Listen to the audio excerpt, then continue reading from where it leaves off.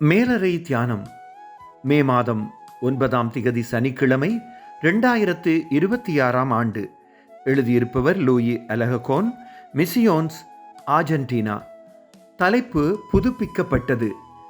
வாசிக்க வேண்டிய வேதப்பகுதி பிரசங்கி 3ஆம் அதிகாரம் 9ஆம் வசனம் தொடங்கி 15ஆம் வசனம் வரை.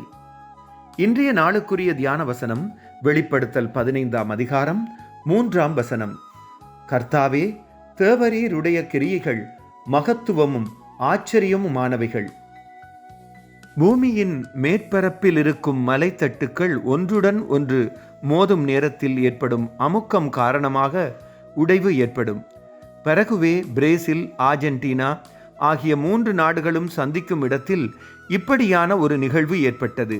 காலப்போக்கில் இந்த இடத்தில் உலக பிரசித்தி பெற்ற இகு அசு என்ற நீர்வீழ்ச்சி உருவானது. உடைவின் காரணமாக உலக அதிசயம் ஒன்று உருவானது என்று சொல்வது முரண்பாடான கருத்து என்று சொல்லக்கூடும். கடவுளுடனான எமது உறவிலும் இப்படியான நிகழ்வு நடைபெறும். நாம் கடவுளை விட்டு விலகும் நேரத்தில் உடைவு அல்லது வழிதப்பி போவது நடைபெறும். ஆனால் இப்படியான உடைவு ஏற்பட்ட நிலையில் கடவுள் பல அற்புத நிகழ்வுகளை நடத்துகிறார்.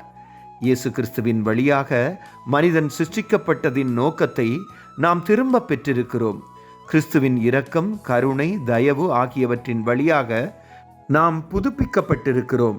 குழப்பத்தில் இருக்கும் எம்மை அதிலிருந்து விடுவித்து சமாதானமும் நோக்கமும் உள்ள ஒரு வாழ்வை எமக்கு தருவதற்காக கடவுள் தலையிட்டதனால்தான் அந்த வாழ்வு எமக்கு கிடைத்தது. ஜெபம். சிருஷ்டிகரான கர்த்தாவே, எம்மை தாங்கும் உங்கள் அன்பினால் குழப்பத்திலிருந்து எம்மை மீட்டு புதுப்பித்திருக்கிறீர்கள்.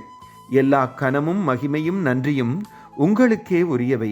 சோதனைகளுக்குள் நாம் அகப்பட்டு கொள்ளாமல் நாம் எதிர்கொள்ளும் தீமைகளினின்று எம்மை காப்பாற்றுங்கள். இயேசுவின் நாமத்தில் ஜெபிக்கிறோம். ஆமேன். இன்றைய நாளுக்குரிய சிந்தனை.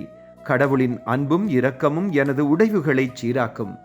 கர்த்தருடைய அன்பும் இரக்கமும் வழிநடத்தலும் இந்த நாளில் உங்கள் அனைவரோடும் கூட இருப்பதாக.